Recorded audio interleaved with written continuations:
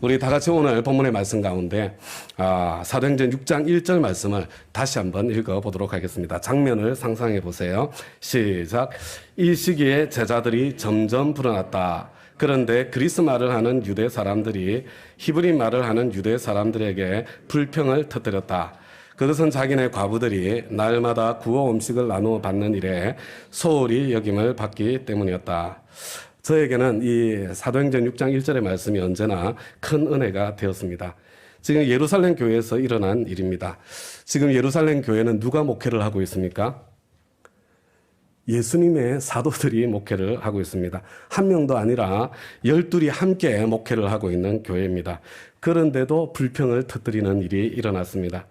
사도들이 목회를 해도 위기가 찾아오고 불평하는 일이 생기는데 저 같은 사람이 목회를 하는데 이런저런 문제가 생기고 어려움이 생기는 것 전혀 이상한 일이 아니고 당연한 일이구나. 그래서 위로가 되고 또 저도 그 현실을 받아들이게 된 것 같습니다. 이것이 실화인지 아닌지는 모르겠으나 어떤 여성분이 빌리 그레암 목사님을 찾아가서 상담을 요청했다고 합니다. 교회에 대한 불평 불만을 쭉 다 쏟아놓고 난 뒤에 자기가 다닐 만한 좋은 교회, 완전한 교회가 있으면 좀 소개를 해달라고 부탁을 했습니다. 빌리 그레암 목사님이 이렇게 대답을 했다고 합니다. 자매님, 이 세상에 완전한 교회란 존재하지 않습니다. 설사 그런 완전한 교회가 있다고 하더라도 자매님이 그 교회에 출석하시는 순간 그 교회는 불완전한 교회가 되고 말 것입니다. 다음 가족 여러분, 혹시 우리 교회에 우리 목장에 도무지 내 마음에 들지 않는 그런 부분이 있습니까? 어떤 부분이 내 마음에 들지 않으십니까? 교회는 병원입니다. 그래서 병원에 환자가 있고 문제가 있는 것은 너무나 당연한 일입니다. 의사와 간호사들만 북적거리는 병원이 있다면 그 병원은 곧 망하고 말 것입니다. 좋은 병원은 환자들로 초만원이 되기 마련입니다. 좋은 병원일수록 치료가 힘든 중증 환자들이 모여들게 되어 있습니다. 많은 사람들이 치료를 받고 회복되겠지만 어떤 분들은 치료 시기를 놓쳐서 죽어나가기도 합니다. 좋은 병원일수록 장례식장도 더 크고 영안실도 더 큰 것 같습니다. 좋은 교회는 갈등과 원망과 문제가 늘 있지만 그것을 품고 해결할 수 있는 능력이 있는 성숙한 성도들이 많은 교회, 그런 교회가 문제가 없는 교회가 좋은 교회가 아니라 그런 교회가 좋은 교회입니다. 그렇게 능력도 많고 성령도 충만했던 사도들이 혼자서도 아니고 12이 함께 목회를 했음에도 불구하고 예루살렘 교회에 위기가 찾아오고 또 문제가 생긴 것입니다. 여러분, 문제가 왜 생겼습니까? 숫자가 점점 늘어났기 때문입니다. 교회가 부흥하고 성장했기 때문에 문제가 생긴 것입니다. 숫자가 늘어나면 작은 일도 큰 일이 됩니다. 주보를 접는 단순한 일조차도 20-30명 모일 때는 아무 일도 아닌데 숫자가 늘어나면 이것도 큰 일이 되는 것을 경험합니다. 그래서 우리 교회도 지금은 주보 접는 기계를 사용해서 일하고 있습니다. 승용차를 몰 때와 미니밴을 몰 때 그때는 큰 차이를 느끼지 못합니다. 그러나 15인승 밴을 운전하려고 하면 이제 차이가 좀 느껴지죠. 그런데 대형 버스를 운전하려고 하면 전혀 다른 세계가 펼쳐지는 것입니다. 아무 데서나 유턴을 할 수도 없습니다. 어떤 곳에서는 대형 버스가 통과할 수 없는 그런 길도 있습니다. 화장실 다녀오는 것조차도 큰 일이 되어서 최소한 30분 이상의 시간은 잡아주어야 내리고 볼일 보고 타고 사람 점검하고 이 모든 일들을 또 다 할 수 있게 되는 것 같습니다. 우리 한 장 넘겨서 잠언 14장 4절에 정말 재미있는 말씀이 있습니다. 같이 한번 읽어보겠습니다. 시작. 소가 없으면 구유는 깨끗하려니와 소의 힘으로 얻는 것이 많으니라. 소가 없으면 구유는 깨끗합니다. 소가 있으면 구유가 더러워지고 그래서 귀찮은 일이 생깁니다. 그래서 소가 없는 것이 더 좋겠습니까? 구유가 좀 더러워지고 귀찮은 일이 생긴다고 하더라도 소가 있는 것이 더 좋겠습니까? 위기와 문제 속에서 문제에 초점을 맞추기보다는 그 위기를 가져온 하나님의 축복을 볼 수 있기를 우리 주님의 이름으로 부탁을 드립니다. 하나님께서 주신 축복 때문에 찾아온 문제는 그 위기는 더 이상 문제가 아니라 더 큰 축복을 받아 누릴 수 있도록 성장하라는 다음 단계를 향한 하나님의 부르심입니다. 다음 가족 여러분, 인생은 나의 시선의 방향에 달려있는 것입니다. 늘 문제만 바라보는 사람이 있습니다. 인생 피곤하고 재미없습니다. 그리고 같이 사는 사람들도 함께 불행하고 고통을 당합니다. 위기와 문제 이면에 있는 축복을 볼 줄 아는 그런 분들이 있습니다. 다음 단계로 자기 자신을 성장시키고 변화시킬 줄 아는 그런 사람입니다. 더 큰 축복을 받아 누릴 수 있는 그런 복 있는 사람입니다. 자식이 속을 썩입니다. 무자식이 상팔자라고 정말 자식이 없는 게 더 좋겠습니까? 그래도 자식이 있는 것이 얼마나 감사한 일입니까? 직장에서 말로 다 할 수 없는 스트레스를 받습니다. 그렇다고 직장 없이 지내는 것이 더 낫겠습니까? 아니면 일할 직장을 주신 것이 더 감사합니까? 때때로 부부싸움을 할 때가 있습니다. 그래서 배우자 없이 혼자 사는 게 더 낫겠습니까? 그래도 하나님께서 배우자를 허락하신 것이 더 감사한 일입니까? 문제를 보지 말고 있을 때 더 잘하는 그런 노력이 필요한 것 같습니다. 목장 식구로 인해서 가슴 아리를 할 때가 있습니다. 그래서 목장 식구가 없는 게 더 낫겠습니까? 그래도 함께 참 동고동락할 목장 식구들이 있는 것이 훨씬 더 감사하지 않습니까? 눈에 거슬리는 한두 가지 때문에 고맙고 감사한 9가지를 보지 못하는 것이 저와 여러분의 연약함이고 어리석음 같습니다. 어디에 초점을 맞출 것인가? 저와 여러분이 선택해야 됩니다. 인생은 선택의 문제입니다. 문제에 초점을 맞출 것인가? 그 문제 이면에 있는 축복에 초점을 맞출 것인가? 무엇을 볼 것이냐? 내가 선택하는 것입니다. 소가 없으면 구유는 깨끗하겠지만 소의 힘으로 얻는 것이 많습니다. 다음 가족 여러분, 개인적으로 가정에서, 목장에서 아니면 연합교회에서 지금 어떤 문제 때문에 씨름하고 계세요? 어떤 점 때문에 불평, 불만, 참 이렇게 그런 것들이 솟아나옵니까? 저와 여러분이 지금 현재 씨름하고 있는 문제가 있다면 여러분 그 문제를 한번 적어놓고 잘 생각해 보시기 바랍니다. 구유가 더러워진 것 사실입니다. 그러나 소가 있기 때문에 그런 일이 일어난 것입니다. 둘 다 사실이에요. 구유가 더러워진 것에 초점을 맞추지 마시고 소가 있는 것에, 하나님께서 소를 주신 것에 초점을 맞추시고 불평, 불만, 원망이 아니라 감사를 회복하시고 더 큰 축복을 받아 누릴 다음 단계를 한번 열어보시기를, 나 자신을 한번 훈련하면서 다음 단계를 한번 선택해 보시기를 우리 주님의 이름으로 부탁을 드립니다. 신약교회, 예루살렘 교회, 이 초대교회에서는 숫자가 늘어서 교회가 부흥해서 어떤 문제가 생겼습니까? 그들이 직면한 내용이 무엇입니까? 여러분, 목장이든 연합교회든 숫자가 많아지면 첫째로 일이 많아집니다. 작은 일도 큰 일이 됩니다. 그런데 일이 많아진다고 일꾼도 많아지는 것은 절대로 아닙니다. 그래서 둘째로 목회자가 바빠집니다. 책임자가 더 바빠지는 거죠. 그래서 목회자의 손길, 책임자의 손길이 모든 사람에게 골고루 미칠 수 없게 됩니다. 그래서 결과적으로 셋째로 섭섭해하는 사람들이 생깁니다. 여러분, 섭섭한 사람들이 많아지면 불평, 원망이 생기고 그리고 결과적으로 파벌이 생기게 되는 것을 보게 됩니다. 히브리 말을 할 줄 모르고 그리스 말만 하는 헬라파 과부들이 구제에서 빠지는 일이 실제로 신약교회, 초대교회에서 일어난 것입니다. 사도들이 차별해서 그런 문제가 생기지는 않았을 것입니다. 숫자가 많아서 그리고 언어의 장벽 때문에 충분히 의사소통이 되지 않아서 그런 문제들이 발생했을 것입니다. 그런데 어떤 분들은 이것을 의사소통의 문제로 보지 않고 차별의 문제로 보았던 것 같습니다. 그래서 자존심 상하고 기분 나쁘고 불평, 불만, 원망이 일어나게 된 것입니다. 다음 가족 여러분, 공동체 안에서 가정이든 목장이든 연합교회든 이 불평, 불만, 원망을 조심해야 합니다. 여러분, 이 섭섭한 마음이 솟아날 때 그것을 조심해야 하는 것입니다. 여러분, 마귀들 중에 섭섭마귀가 특별히 무서운 마귀입니다. 고린도전서 10장에서는 홍해를 통과하고서도 광야에서 멸망하게 된 이스라엘 백성들을 거울 삼아서 구원받은 저와 여러분이 반드시 이겨내야 할 시험의 목록 3가지를 열거해 주고 있습니다. 여러분, 우상숭배와 간음과 불평입니다. 이 주로 섭섭함에서 나오는 이 불평, 불만, 원망은 우상숭배의 죄만큼이나 간음의 죄만큼이나 이게 파괴적인 것입니다. 이 전념성이 아주 강한 것입니다. 신약교회, 예루살렘 교회, 사도들이 목회하는 그 교회에서도 이 불평, 불만, 원망이 공동체가 분열될 수 있을 만한 그런 문제로 커졌던 것이 아닌가 이렇게 생각이 되어집니다. 이 상황 속에서 사도들은 어떻게 처방을 내렸습니까? 우리 다 같이 이어지는 말씀 2절부터 4절까지 말씀 함께 한번 읽어보겠습니다. 시작. 제자들을 모두 불러놓고 말하였다. 우리가 하나님의 말씀을 전하는 일은 제쳐놓고서 음식 베푸는 일에 힘쓰는 것은 좋지 못합니다. 그러니 형제 자매 여러분, 신망이 있고 성령과 지혜가 충만한 사람 7을 여러분 가운데서 뽑으십시오. 그러면 그들에게 이 일을 맡기고 우리는 기도하는 일과 말씀을 섬기는 일에 헌신하겠습니다. 여러분, 사도들이 이 문제의 근본 원인을 어떻게 해석하고 어떻게 처방하고 있는 것 같습니까?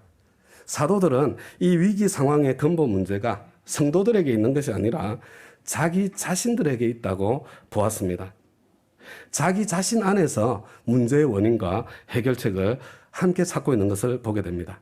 여러분, 한번 사실 그 시대 상황 속에 한번 들어가 보시기 바랍니다. 성도들의 숫자가 기하급수적으로 늘었습니다.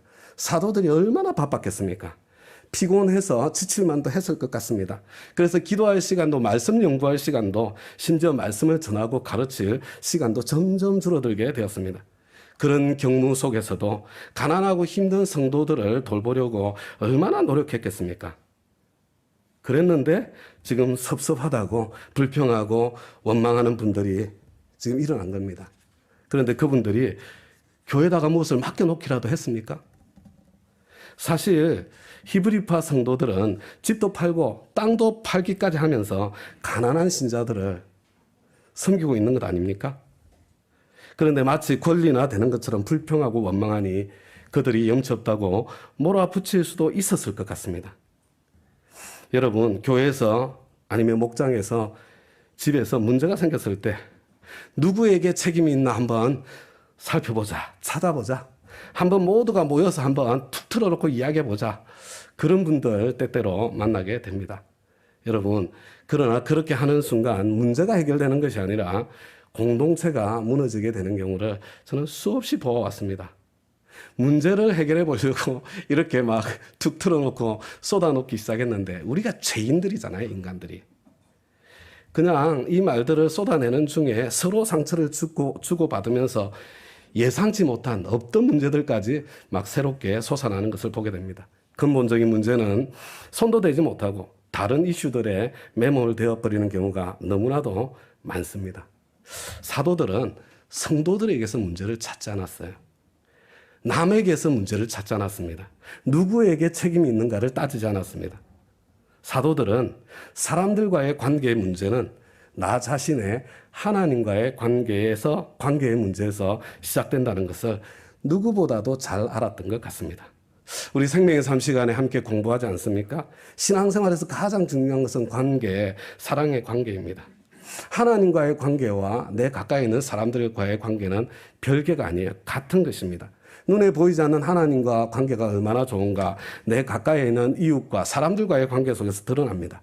그런데 첫째는 둘째는 먼저 하나님과 사랑의 관계가 세워져야, 그래서 내 안에 하나님의 사랑이 먼저 풍성하게 흘러넘쳐야, 그래야 내 곁에 있는 가까이 있는 사람들도 사랑할 힘이 생기고, 그래서 사랑의 관계가 세워지고 지켜지게 되는 거지요.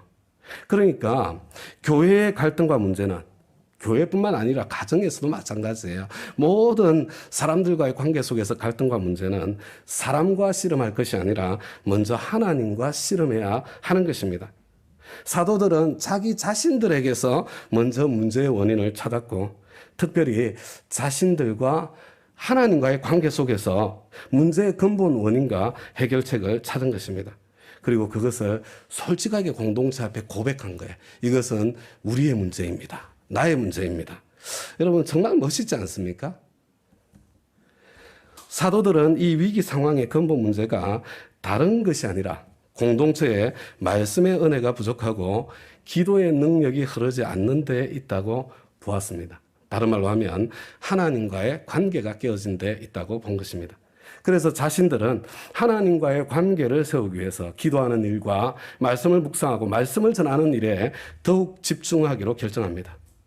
그리고 그렇게 하기 위해서 자신들이 하고 있던 구제사역을 대신 맡아서 섬겨줄 일꾼들을 세우기로 결정하고 그것을 실행해 나가고 있는 것을 보게 되는 거죠.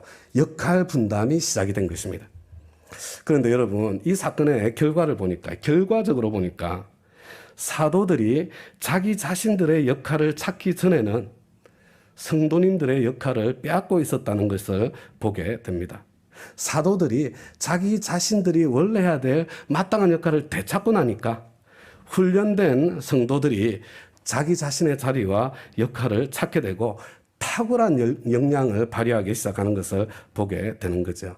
사도들이 자기가 서야 될 제자리를 찾고 나니까 개인적으로 공동체적으로 다음 단계가 펼쳐지고 있는 것을 보게 되는 것입니다. 다음 가족 여러분, 우리 교회는 가정교회를 기반으로 신약교회의 회복을 추구하고 있습니다. 그런데 이 가정교회 운동을 하는 단체가 우리가 속한 단체만 있는 게 아니에요. 여러 단체들이 있습니다. 그래서 혹시 누군가가 다음 교회는 어떤 가정교회입니까? 이렇게 물어오신다면 여러분들 뭐라고 대답하시겠습니까? 여러분, 우리가 참여하고 있는 가정교회는요, PPT 한 장을 좀 넘겨주시기 바랍니다. 우리 따라서 한번 해보시기 바랍니다. 세 축과 네 기둥에 기초한 가정교회. 세 축과 네 기둥에 기초한 가정교회. 여러분, 우리는요, 세 축과 네 기둥에 기초한 가정교회입니다. 여러분, 이 세 축은요, 가정교회 하드웨어를 말합니다. 주일 예배, 목장 모임, 삶공부. 여러분, 이 세 모임이 균형 있고 조화롭게 돌아갈 때에 가정교회가 제대로 세워질 수 있다. 주님의 교회가 건강하게 세워질 수 있다는 그런 뜻입니다. 뿐만 아니라 저와 여러분의 신앙생활도 마찬가지예요. 건강한 신앙 성장도 마찬가지입니다. 여러분, 혹시 나는 오랫동안 교회 생활을 했는데 왜 나의 이 신앙 성장을 이토록 더딘가? 여러분, 그렇게 생각하시는 분들은요, 여러분, 주일 예배, 목장 모임, 삶공부, 여러분, 이게 정말로 균형 있게 내 삶에 자리 잡았는지 돌아보시면 금방 알 수 있습니다. 여러분, 이 셋이 균형을 잡지 않으면 건강한 신앙 성장이 이루어지지 않는 거예요.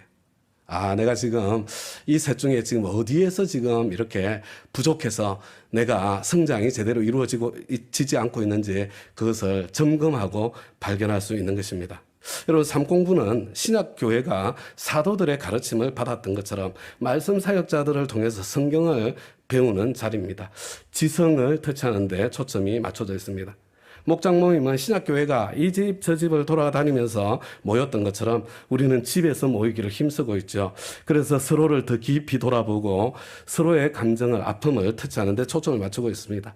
그리고 연합예배는 신약교회가 성전 솔로몬 행각을 중심으로 대그룹으로 모였던 것처럼 우리도 그렇게 가정교회들이, 목장들이 연합하여 모이는 것입니다. 근데 의지적인 결심으로 구체적인 실천으로 나아갈 때까지, 다시 말해서 말씀에 순종하기 위한 구체적인 적용, 그리고 결심, 그리고 적용, 이렇게 결심 다음에 실천까지 할 수 있도록 초점을 맞추려고 노력을 합니다. 여러분, 네 기둥은 가정교회 소프트웨어입니다. 성경에서 찾은 핵심 가치들입니다. 첫 번째 기둥은 교회의 사명은 영혼 구원하여 제자 삼는 데 있다.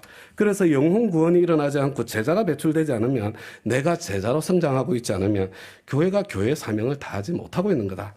둘째 기둥은 예수님의 제자 훈련은 그냥 지식 전달에만 끝난 것이 아니라 함께 시간을 보내며 본을 보여주며 현장 실습하며 궁극적으로 그렇게 살 수 있도록 능력을 배양해 주는 것이 중심에 있었다. 그래서 우리는 삶공부에서 제자훈련이 일어나는 것이 아니라 목장에서 제자훈련이 일어난다고 그렇게 믿습니다. 목장에서 오랜 시간을 함께 보내는 가운데 삶을 나누면서 서로 보고 배우면서 서로 버팀목이 되어서 실천하게 하는 것입니다. 삶공부는 제자훈련의 보조 역할을 하는 거죠. 셋째 기둥은 말씀 사역자에게는 말씀 사역자의 역할이 있고 성도들에게는 성도들의 역할이 있다는 것입니다.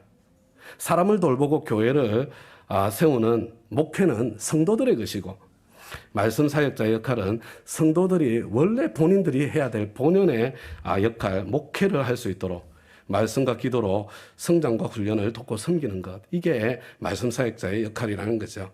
넷째 기둥은 예수님은 섬기러 오셨다.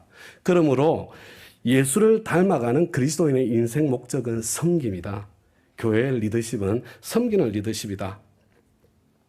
다음 가족 여러분, 우리 교회가 가정교회로서 얼마나 건강한가 이 7 있잖아요. 세충내기둥만 점검해 보면 알 수가 있어요. 우리 교회는 가정교회로서 완전하지도 않고 부족한 점도 많지만 바로 이 핵심 가치들을 실천하기 위해서 끊임없이 노력해 왔습니다. 오늘 본문의 말씀에서 우리는 이 신약교회가 바로 이 세 번째 기둥 역할 분담의 가치를 구현해 나가는 그 과정을 함께 본 것입니다. 여러분, 처음에는 사도들이 모든 일을 다 도맡아서 한 겁니다. 그러나 숫자가 늘어나고 결과적으로 너무 바빠서 사도들의 본연의 사역인 기도와 말씀에 집중할 수 없는 그런 상황이 되었습니다. 교회 문제는 항상 있어요.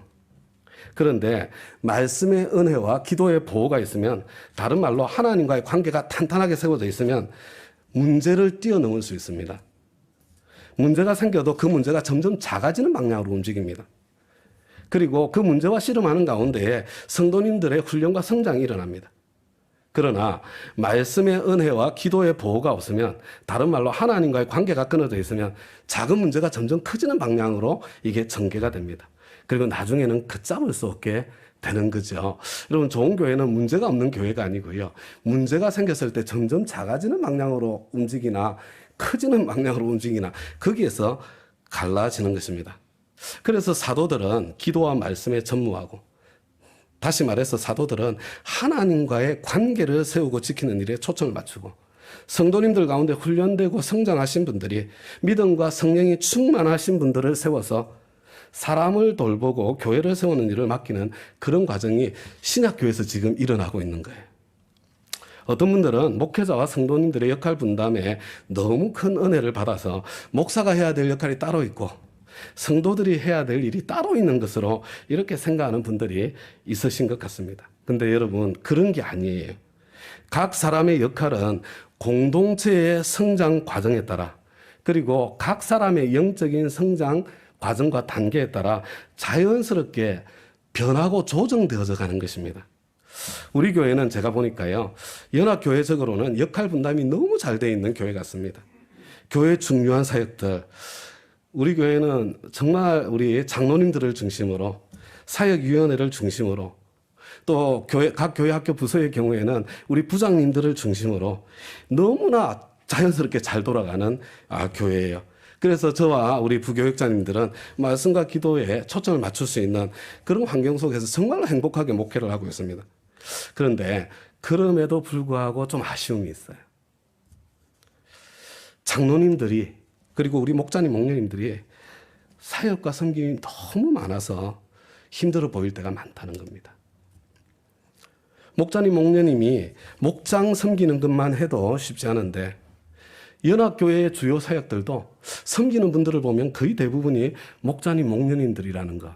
이게 참 이렇게 안타까운 마음이 드는 거예요. 다음 가족 여러분, 가정교회가 성장하고 자리를 잡아가서 계속해서 교회 안에 새로 예수님을 믿는 초신자들이 생기면 장로님들과 목자님, 목녀님들이 기본적인, 그리고 최소한의 말씀 사역에도 함께 동참을 해야 됩니다. 목자님, 목녀님들은 목장 식구들과 1대1로 확신의 삶을 인도하고, 장로님들은 거기에 더해서 초원 소속 목자님, 목녀님들과 하나님을 경험하는 삶을 정기적으로 인도해 주어야 합니다. 여러분, 거기까지가 자리가 잡혀야요. 여러분, 이 목자님, 목녀님들의 확신의 삶 1대1, 그 다음에 우리 장로님들, 초원직인님들의 하나님을 경험하는 삶 1대1, 요거까지 자리를 잡아야 여러분, 목장을 통해서 지속적으로 제자가 배출되는 이 가정교회가 완성이 되는 거예요. 그런데 장로님들과 목자님, 목녀님들이 사역이 너무 많습니다. 너무 바쁩니다. 그래서 이 말씀의 사역까지 할 엄두를 낼 수가 없습니다. 다음 가족 여러분, 목장 식구들께서 도와주셔야 됩니다. 목장에서의 역할 분담이 필요합니다. 지금 이것이 우리 다운교회가 이 가정교회로서 제자가 지속적으로 배출되는 가정교회로서 완성되기 위해서 지금 꼭 필요한 다음 단계입니다. 여러분, 이것이 안 되면 어떻게 되냐면요, 교회 사역들이 목자님들에게로 갔다가 다시 사무실로 되돌아오는 거예요. 교회 사무실로.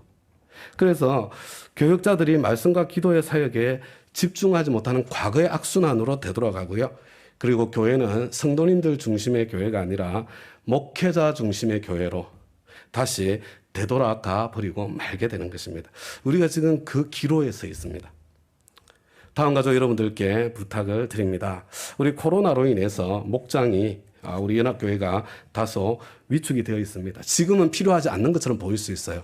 그러나 우리는 먼저 좀 더 빨리 코로나 이후를 좀 준비해야 되지 않겠습니까?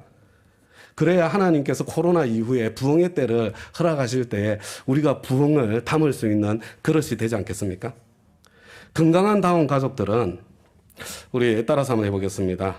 목장 사역 하나, 연합교회 사역 하나. 목장 사역 하나, 연합교회 사역 하나. 여러분, 건강한 다운 가족들은요, 우리 목장 사역 하나가 있어야 되고 연합교회 사역 하나가 있어야 됩니다. 여러분, 목장에서 그리고 연합교회에서 내가 섬길 나의 역할을 하나씩 좀 찾고 만들어 주시기를 부탁드립니다. 여러분, 지금 한번 생각해 보세요.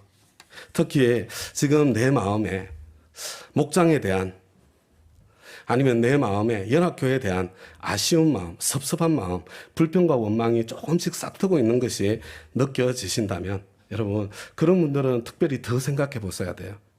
한번 스스로에게 질문해 보세요. 나는 지금 우리 목장에서 어떤 역할을 하고 있는가? 우리 목장에서 내 역할이 뭐지? 여러분, 아마 있잖아요. 아무 역할도 안 하고 계실 가능성이 많습니다. 여러분, 그런 분들 있잖아요. 있으시면요. 지금 나의 이 섭섭함, 내가 생각하는 이 불편한 마음 있잖아요. 불평, 원망, 이것과 관련해서 내가 무슨 일을 할 수 있을까? 여러분, 다른 사람에게서 원인과 해결책을 찾는 것이 아니라 나에게서 원인과 해결책을 찾아보면 여러분, 나의 섭섭함, 나의 아쉬움, 불평과 원망이 여러분, 목장에서 내가 해야 될 나의 역할을 찾는 힌트가 될 수 있습니다. 여러분, 그래서 그 목장 안에서 내 역할을 찾잖아요. 그러면 내 신앙의 다음 단계가 그때부터 열리게 되는 것입니다. 만약에 연합교회, 우리 교회 전체를 바라보면서 나는 이게 좀 아쉽다. 이게 좀 이렇게 좀 불만이다. 좀 불편하다. 혹시 그런 분들이 계시면요. 한번 스스로에게 질문해 보세요. 나는 지금 연합교회에서 내 역할이 무엇인가? 한번 생각해 보시기 바랍니다. 여러분, 아무것도 안 하고 있을 가능성도 많이 있습니다. 마찬가지로 연합교회에 대한 나의 아쉬움, 섭섭함, 불평과 원망이 연합교회에서 나의 역할을 찾는 그것을 발견하게 되는 힌트가 될 수 있을 것입니다. 그리고 하나님께서 열어주시는 다음 단계를 보시게 될 거예요. 예루살렘 교회, 이 신학교회는 지도자인 사도들이 다른 사람들에게서가 아니라 자기 자신들에게서 문제를 찾고 그래서 적극적으로 역할 분담을 시도했습니다. 내가 서야 될 내 자리를 먼저 찾게 된 거예요. 지금 다른 사람이 서야 될 그 자리를 비워준 겁니다. 그래서 어떻게 됩니까? 우리 다 같이 이어지는 말씀 5절과 6절 말씀을 함께 한번 읽어보겠습니다. 시작. 모든 사람이 이 말을 좋게 받아들여서 믿음과 성령이 충만한 사람인 스데반과 빌립과 브로고로와 니가노로와 디몬과 바메나와 안디옥 출신의 이방 사람으로서 유대교에 개종한 사람인 니골라를 뽑아서 사도들 앞에 세웠다. 사도들은 기도하고 그들에게 안수하였다.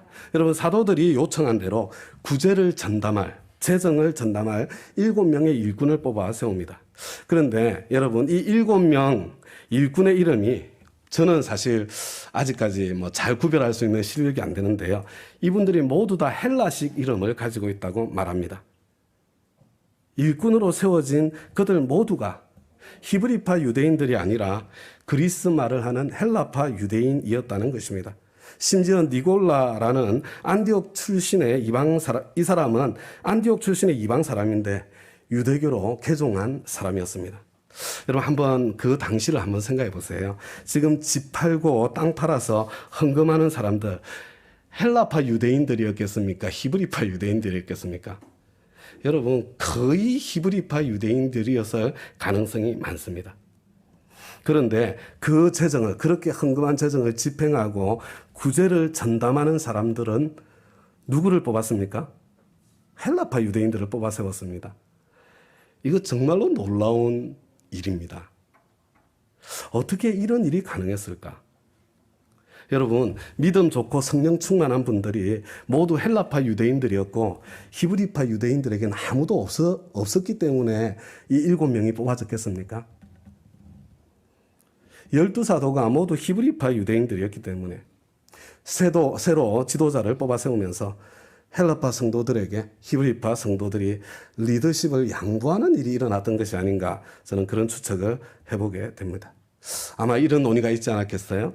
헬라파 유대인들 안에 섭섭한 분들이 많으니 헬라파 유대인들 가운데 문제가 무엇인지 그것을 제대로 본 사람들이 많으니 그분들에게 맡기면 오히려 더 좋겠습니다. 그분들에게 맡기면 공동체가 더 평안해지겠습니다. 여러분, 그런 공감대가 그 공동체 안에, 예루살렘 교회 안에 형성되었던 것은 아닐까요? 서로 높아지려고, 서로 내 권리를 지키려고 아둥바둥거리면서 지내는 것이 아니라 특권의 자리, 양보하는 섬김의 마음, 이것이 신약교회가 가지고 있었던 그 아름다운 모습이 아니었던가 생각해 보는 것입니다. 여러분, 우리 교회에 문제를 제기하시는 분들이 그 사역을 맡아서 섬기도록 하는 그런 불문율 같은 전통이 우리 교회 당회 안에 있어요. 우리는 뭔가 아이디어를 내고 문제를 제기하면 그분이 하시도록 하는 겁니다. 왜 우리 교회가 지금까지 그렇게 해오고 있습니까? 하나님께서 그 문제가 내 눈에 띄도록 해주신 것은 하나님께서 그 영역에 나에게 은사를 주셨기 때문이요. 그리고 하나님께서 그 영역에 나에게 은사를 주신 것은 내가 잘할 수 있는 일이기 때문에 네가 하여라. 하나님께서 그렇게 내 눈에 문제가 들어오는 것이 나를 부르시는 부르심이라고 이해를 하기 때문입니다. 어쩌면 예루살렘 교회에서도 그와 같은 정신이 생생하게 흐르고 있었던 것이 아닌가, 그런 생각을 해보게 됩니다. 그래서 결과가 어떻게 되었습니까? 오늘 마지막으로 우리 7절 말씀 다 같이 한번 읽어보겠습니다. 시작. 하나님의 말씀이 계속 퍼져나가서 예루살렘에 있는 제자들의 수가 부쩍 늘어가고 제사장들 가운데서도 이 믿음에 순종하는 사람들이 많았다. 여러분, 하나님의 말씀이 퍼져나갈 때에 영혼 구원하여 제자 삼는 역사가 지속됩니다. 교회 사명의 중심에 말씀과 기도의 섬김이 있어야 되고요, 있는 것입니다.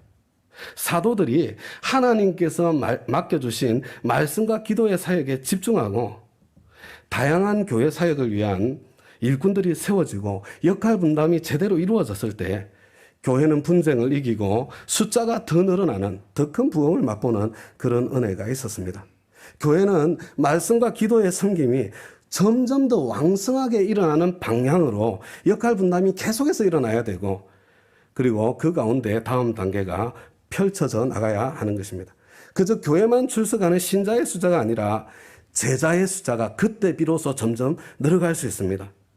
그리고 제사장들 가운데서도 이 믿음에 순종하는 사람들이 많았습니다. 다음 가죠, 여러분. 제사장 사람들이 보통 사람들입니까? 그들이 쉽게 개종할 사람들입니까?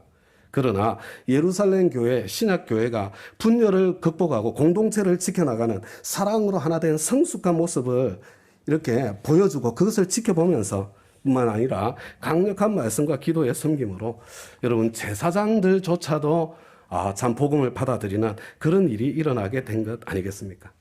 저는 우리 다운 교회 안에 이와 같은 일들이 계속해서 일어나게 되기를 간절히 소망합니다. 이제 오늘 설교를 마무리하겠습니다. 다음 가족 여러분, 예루살렘 교회의 숫자가 늘었습니다. 부흥했습니다. 하나님의 축복이 임했습니다. 그러나 그 축복 때문에 문제가 생겼습니다. 변화가 생길 때, 성장할 때 문제가 따라오는 것은 이상한 일이 아니라 당연한 일입니다. 신약교회는 근본 원인을 살피고 조정하고 성장하고 변화해서 다음 단계로 나아갑니다. 그런데 서로 책임을 묻고 서로 원망하면서 공동체가 무너져 내린 것이 아니라 이 지도자들 그룹이죠.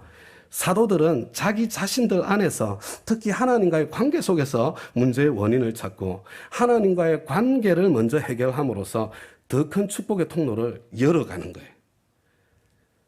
다음 가족 여러분, 그래서 다시 부탁드립니다. 여러분, 개인적으로든 목장에서든 아니면 연합교회 차원에서든 여러분, 아니면 직장에서든 여러분, 어떤 위기와 문제가 나에게 찾아왔을 때 여러분, 지금 그런 위기와 문제가 있다면 첫 번째, 여러분, 그 문제가 있게 된 하나님의 축복. 여러분, 하나님께서 주신 것이 없으면, 소가 없으면 구유가 들어오지 않아요. 하나님께서 나에게 어떤 축복을 먼저 주셨나? 여러분, 그것을 먼저 한번 의도적으로 의지를 들여서 생각하고 감사하십시다. 여러분, 감사 대신에 불평과 불만이 자라갈 때 그것이 갈등으로 전개되면 받은 축복마저 빼앗기고 무너지고 말게 되는 거예요. 여러분, 지금 한번 생각해 보세요. 지금 어떤 문제가 있으세요? 집에서, 목장에서, 연합교회에서, 아니면은 직장에서 어떤 아쉬운 마음, 어떤 섭섭한 마음, 불평하고 원망하는 어떤 마음들이 일어나고 있습니까? 여러분, 한번 써보세요. 근데 여러분, 이거 내 눈에 보이게 써놓고 생각하는 거하고요, 머릿속으로만 생각하는 것은 하늘과 땅 차이로 다른 거예요. 여러분, 한번 써보시기 바랍니다. 너무 많아서 안 쓰시죠, 그죠? 여러분, 여러분들의 집에서 한번 찾아보세요. 여러분, 우리 말씀에 대한 적용과 응답은요, 먼저 항상 제일 먼저 집에서 시작돼야 되거든요. 여러분, 집에서 한번 찾아보세요. 그리고 난 뒤에 어떤 축복 때문에 이런 문제가 나에게 있는 거지? 직장을 주셨으니까 이런 문제가 생길 거고, 가정을 주셨으니까 생길 거고, 그런 거 아니에요? 한번 적어보시기 바랍니다. 둘째로요, 여러분, 다른 곳에서, 남에게서 문제의 원인과 해결책을 찾지 마시고 내 안에서 문제의 원인과 해결책을 찾아보시기 바랍니다. 무엇보다도 하나님과의 관계 속에서 여러분, 이 문제의 원인과 해결책을 찾아보세요. 그리고 셋째로, 여러분, 이 문제가 다른 사람의 눈이 아니라 내 눈에 띄게 하신 하나님의 뜻이 무엇일까? 이것을 질문해 주세요. 이 문제를 다른 사람이 아니라 왜 내 눈에 띄게 하셨을까? 이 문제 때문에 다른 사람이 아니라 내가 왜 이렇게 힘들고 마음이 어려운 것일까? 내가 어떤 역할을 하면 이 공동체의 불평과 원망이 사그라들 수 있을까요? 여러분, 그것이 다음 단계를 위한 하나님의 부르심일 수 있습니다. 여러분, 내가 다음 단계에 나의 역할을 빨리 찾고 내가 그 자리에 빨리 서야, 여러분, 내 주위에 있는 형제 자매들도 자기 자신의 자리를 찾고 다음 단계의 성장을 이루어갈 수 있게 되는 거예요. 내가 내 다음 단계 내 자리를 안 찾고 버티고 있잖아요. 그러면 형제의 기회까지 빼앗아버리는 그런 자리에 설 수 있습니다. 다시 한번 말씀을 드리겠습니다. 특별히 우리 목장의 현재 모습 가운데 여러분, 우리 목장 이게 좀 아쉬워, 이게 마음에 안 들어, 그런 분들이요, 한번 첫 번째 질문이요, 지금 우리 목장에서 나는 무슨 역할을 하고 있지? 여러분, 아무 역할도 없으시다면 여러분, 그 아쉬움이 목장에서 내 역할을 찾는 통로가 될 수 있습니다. 여러분, 그 아쉬움을 우리 목장에서 해소하려면 내가 어떤 역할을 하면 좋겠습니까?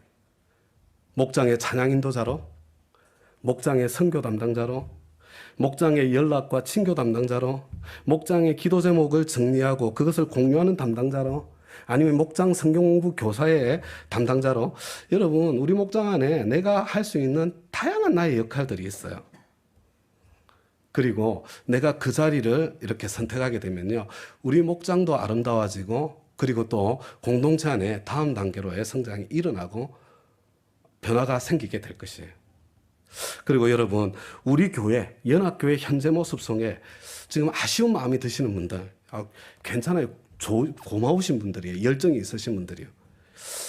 우리 교회에서 현재 나의 역할이 무엇입니까? 연합교회에 아직 나의 역할이 없으시다면 여러분, 그 아쉬움이 우리 연합교회에서 내 역할을 찾는 통로가 될 수 있어요. 하나님의 부르심일 가능성이 많습니다.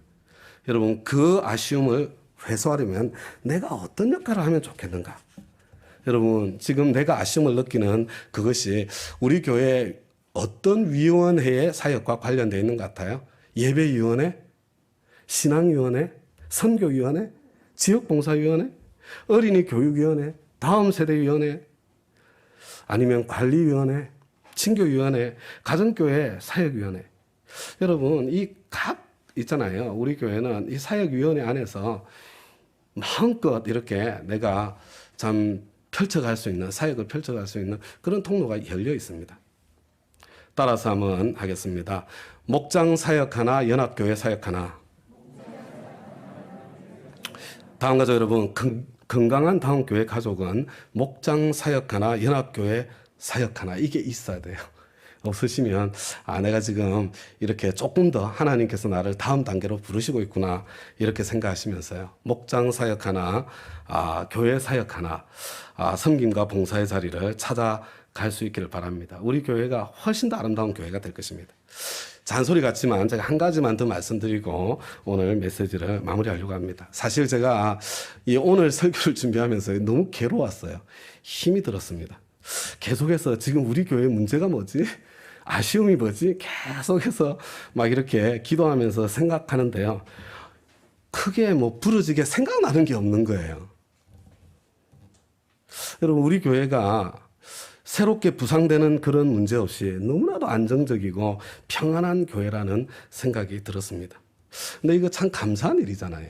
감사한 일. 근데 제 마음이 계속해서 불편한 거예요. 왜냐하면요, 우리가 안정적이고 평안하다는 그런 말은 다른 말로 해서 성장이 없고 변화가 없다는 그런 말하고 똑같은 말이 될 수 있기 때문에 그렇습니다. 물론 코로나 상황이라는 특수한 상황 속에 이런 안정감을 누릴 수 있는 것 얼마나 감사한 일인가. 정말 불안하고 힘든 형제 교회들도 많이 있거든요. 너무 감사한 일입니다.